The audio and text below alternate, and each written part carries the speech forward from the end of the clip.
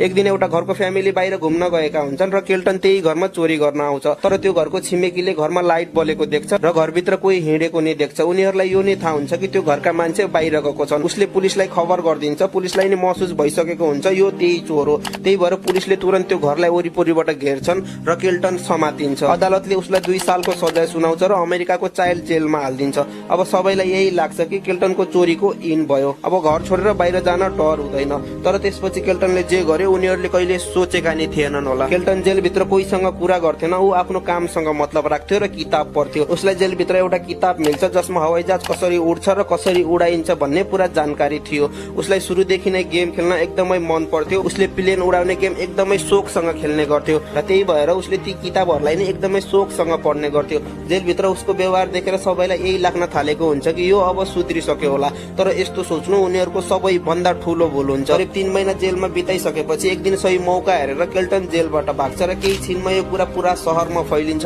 चारैतिर पुलिसले खोज्न सुरु गरिदिन्छन्। केल्टन जेलबाट भागेर नजिकैको जंगलमा गएर लुक्छ।